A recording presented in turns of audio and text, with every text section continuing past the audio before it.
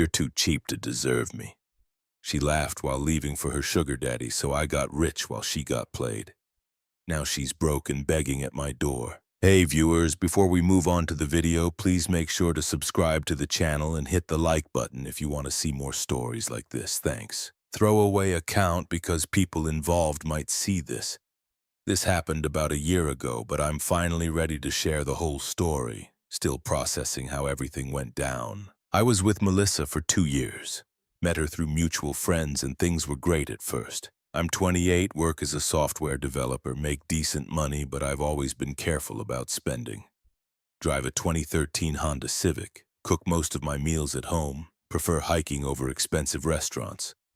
Nothing wrong with that lifestyle. I was saving for a house, maxing out my 401k, building actual wealth instead of just looking wealthy. Melissa seemed to appreciate that at first. She'd laugh about my dad car and joke about my meal prep containers, but it felt affectionate. That changed somewhere around the 1.5 year mark. The first real sign was when we went to Olive Garden for dinner last fall. Nothing fancy, just a Tuesday night date. She spent most of the meal scrolling Instagram, showing me posts from her friends. "Look at this," she said, turning her phone toward me. "Sarah and Mike went to that new steakhouse downtown. Look at her outfit. That's definitely a $200 dinner." "Looks nice," I said, trying to get back to telling her about my day. "When's the last time we went somewhere like that?" "We went to Romano's last month for your birthday." "Romano's isn't the same thing, Jake." She set her phone down with a little too much force. "That's like a chain restaurant." "So is this. You know what I mean?" I didn't, actually. The food was good. We were together. What else mattered? But I could see she was frustrated, so I changed the subject. It got worse over the next few months. Every time we hung out with friends, she'd get quiet in the car afterward. One night after Dave's birthday party, she finally exploded. "Your car is embarrassing," she said as we pulled into her apartment complex. "What?" Everyone else pulled up in actual cars. Mike has that Audi, Sarah's boyfriend has the BMW, and we show up in this. I looked around my car's interior. It was clean, reliable, paid off. "What's wrong with it?" "It's 10 years old, Jake. The paint is faded. The seats are worn. It runs perfectly, no payments." "That's not the point then." "What is the point?" She was quiet for a long moment. "Never mind, you wouldn't understand." The final straw was her friend Katie's bachelorette weekend in Miami.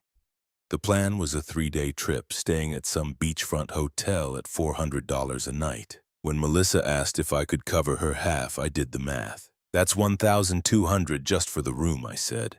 "Plus flights, food, drinks." "It's Katie's bachelorette, Jake. This is important." "I know, but that's like $3,000 total. We could take our own vacation for that." "It's not about us. It's about being there for my friend." "I get that, but what? You can't afford it?" "I can afford it.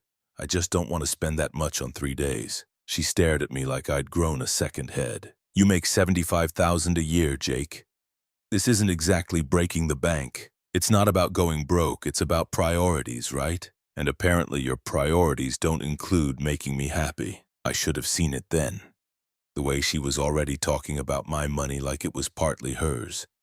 The way she couldn't separate love from spending. But I was still trying to make it work. "I'll think about it," I said. "Don't bother. I'll figure it out myself." She went on the trip, posted constantly on Instagram.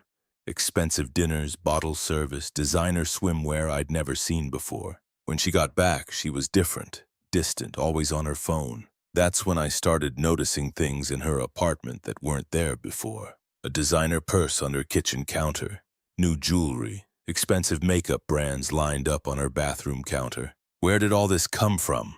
I asked one evening, picking up the purse. "Does it matter? I'm just curious. This is like a $1,000 bag. At least someone thinks I deserve nice things." My stomach dropped. She didn't even try to look guilty. "His name is Rick. He's mature, successful. He doesn't count every dollar like it's coming out of his own blood." I set the bag down carefully. "How long?" "How long what? How long have you been seeing him?" "We're not seeing each other, Jake. He takes care of me. Shows me what it's like to be appreciated. By buying you stuff. By treating me like I'm worth something." That hit harder than it should have. "I've always treated you. You've treated me like an expense to be managed." She was getting worked up now, confident in her anger. "Like every dinner out is money you'll never see again. Every gift is something you calculate and reconsider. That's not true. When's the last time you bought me something just because? Not for my birthday, not for Valentine's Day, just because you saw it and thought of me. I couldn't answer that immediately, and she saw it. Exactly. She sat down on her couch, suddenly looking tired. Look, Jake, you're a good guy. You're responsible. You're reliable. You'll probably retire early and buy a nice little house somewhere. But I need more than that. More than what? More than feeling like I have to justify every purchase over $20. More than driving around in a car that's older than my nephew. More than dating someone who gets genuinely excited about 2-for-1 pizza coupons. There's nothing wrong with saving money. There's everything wrong with making it your entire personality. She looked at me like she was seeing me clearly for the first time. You know what, Jake? I'm done pretending this works. Rick takes me places, buys me things that make me feel special. You make me feel like I should be grateful for scraps. I've always provided for. Basic survival isn't providing, Jake. It's the bare minimum. You want to know the difference between you and Rick? Last week, I mentioned I liked a necklace in a store window. Rick bought it for me that afternoon. Not because it was my birthday or because I earned it somehow, just because I liked it and he wanted to make me smile. So that's it? That's it. She stood up, already moving toward the door like she wanted me to leave. You'll find someone who's okay with this, but I deserve better. I wanted to argue. Part of me wanted to ask how she could throw away 2 years for someone who barely knew her. But looking at her face, I realized she'd made this decision weeks ago, maybe months ago. This conversation was just her way of making it official. Okay, I said. Okay, if that's what you want. She seemed almost disappointed that I wasn't going to fight for her. It is. I gathered my things from her apartment. A few books, a phone charger, a sweatshirt. Nothing major. I'd learned early not to leave too much of myself in other people's spaces. Walking to my car, I felt empty. Not heartbroken exactly, more like deflated, like I'd been holding my breath for months and finally let it out. I drove home to my studio apartment, sat on my couch and tried to figure out what I was supposed to feel. Angry, sad, relieved. Mostly I felt stupid. Stupid for not seeing it sooner. Stupid for trying to make it work with someone who saw my financial responsibility as a character flaw. But then something shifted. Maybe it was the quiet of my apartment after months of her constant criticism. Maybe it was realizing I wouldn't have to justify every purchase anymore. Whatever it was, I felt something I hadn't felt in a long time. Free. The next morning I did something I'd been putting off for months. I opened my laptop and started researching investment properties. See, here's the thing Melissa never understood. I wasn't cheap because I couldn't afford things. I was careful because I was building something. Every dollar I didn't spend on overpriced dinners and designer bags was a dollar that could work for me. Within a week, I'd contacted a realtor about duplexes in up-and-coming neighborhoods, properties where I could live in one unit and rent out the other. Instead of throwing money at restaurants to impress someone who would never be impressed, I was going to buy a piece of the American dream. I stopped checking Melissa's Instagram, deleted her number. When mutual friends asked what happened, I kept it simple. We wanted different things. 3 months later, I found the perfect duplex. 2-bedroom units, solid neighborhood, previous owner had maintained it well. The numbers worked. Rent from one side would cover most of the mortgage and I'd be building equity instead of paying some landlord's mortgage. I put in an offer that day. While I was waiting to hear back, Dave called. He and his girlfriend were having people over for dinner. Did I want to come? Will Melissa be there? I asked. No, man, actually, he hesitated.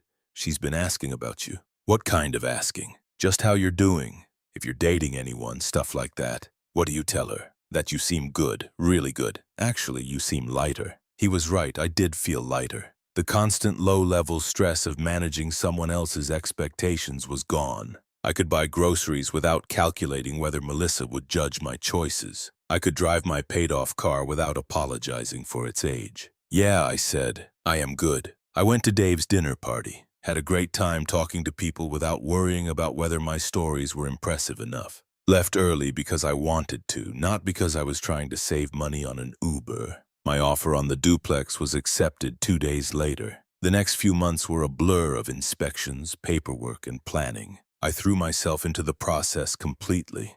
Researched contractors, got quotes for minor renovations, interviewed potential tenants. By the time I closed on the property, I'd already lined up renters for the other unit. A young couple who reminded me a lot of how Melissa and I used to be. Excited about their first place together. Grateful for a good landlord who didn't try to squeeze every penny out of them. I moved in on a Saturday in June. Unpacking boxes in my new home, I felt something I'd never experienced before. Pride in what I'd built. Not inherited, not financed beyond my means, but actually earned and created. That evening, I was setting up my living room when my phone buzzed. Text from a number I didn't recognize. "Hey, it's Melissa. Got your new number from Dave. Heard about the house. That's amazing. Would love to catch up sometime." I stared at the message for a long time. The old me would have responded immediately. Probably would have invited her over to see the place. The new me deleted the message and went back to arranging furniture. She texted again a week later. "Jake, I know things ended weird between us, but I miss talking to you. Rick and I aren't together anymore, if that matters." This time I read it twice before deleting. The third message came a month later. "I drove by your old apartment and saw you moved. Dave told me about the duplex. I'm so proud of you for taking that step. I always knew you had it in you." I almost laughed at that one. Always knew I had it in me. She'd spent 2 years telling me I was too careful, too boring, too cheap. Now that I'd done exactly what I'd been planning to do all along, suddenly she'd always known. Delete. It was around this time that I met Emma. She was the sister of my new tenant, helped them move in. We got to talking while carrying boxes, and I found myself asking if she wanted to grab coffee. Emma was a teacher.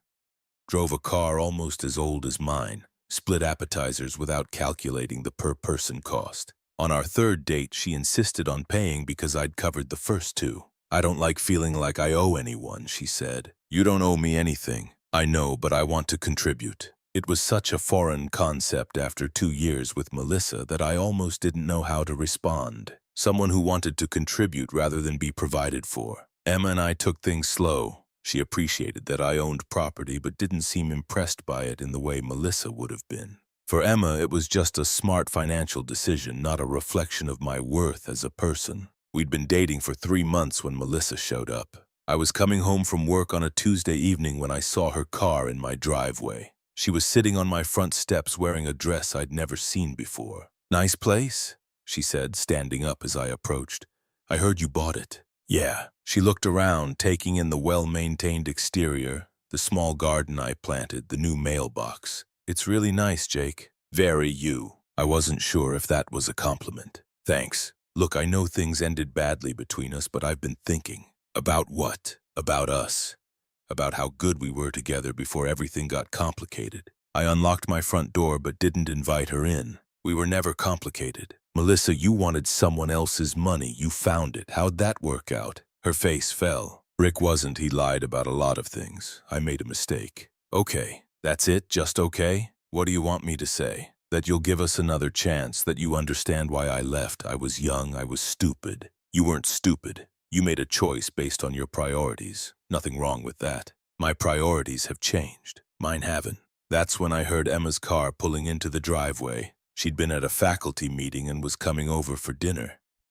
We'd been talking about her moving in soon, not because I needed help with the mortgage, but because we were ready for that step. "Hey babe, how was work?" Emma called out as she walked up the driveway. Then she noticed Melissa. "Oh, sorry, didn't realize you had company." "Emma, this is Melissa. We used to date." "Melissa, this is Emma, my girlfriend." Emma smiled warmly and extended her hand. "Nice to meet you." Melissa shook it, but I could see her mind working, taking in Emma's teacher clothes, her sensible shoes, her genuine warmth. "She lives here?" "Yeah, we're actually looking at engagement rings next weekend." The look on Melissa's face was something I'll never forget. Not quite shock, not quite hurt, but a kind of recognition. Like she was seeing the life she could have had if she'd been willing to build it instead of expecting someone else to hand it to her. "Jake, can we talk privately?" I think we just did. Emma had gone inside, giving us space without being asked. I could hear her in the kitchen starting dinner. "This is really what you want?"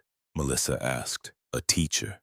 Someone who will never be able to give you the life you could have?" "What life is that?" "I don't know. More. Better.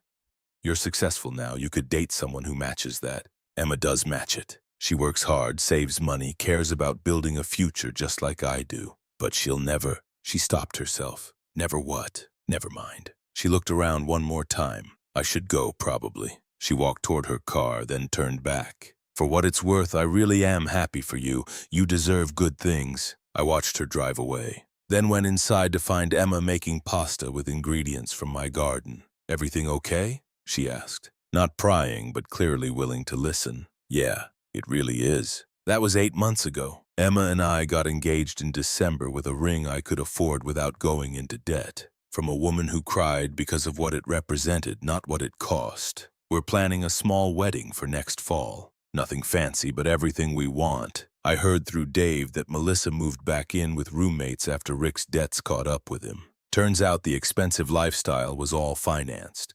Leased cars, maxed credit cards, borrowed money from multiple women. When it all collapsed, she was left holding some of the debt. She tried reaching out a few more times. Christmas card, a text on my birthday, a Facebook message asking if I wanted to grab coffee and catch up properly. I never responded, not out of anger or spite, but because there was nothing to catch up on. We'd both gotten exactly what we prioritized. She'd wanted someone who would spend money on her without question. She found him. I'd wanted someone who shared my values about building a life together. I found her too. The difference is my choice worked out. Sometimes I wonder if Melissa learned anything from the whole experience. If she realized that the stability and security she dismissed as boring was actually the foundation for everything else she claimed to want. But mostly I don't think about her at all. I'm too busy being grateful for what I have. A home that's truly mine. A woman who sees my financial responsibility as a strength rather than a flaw.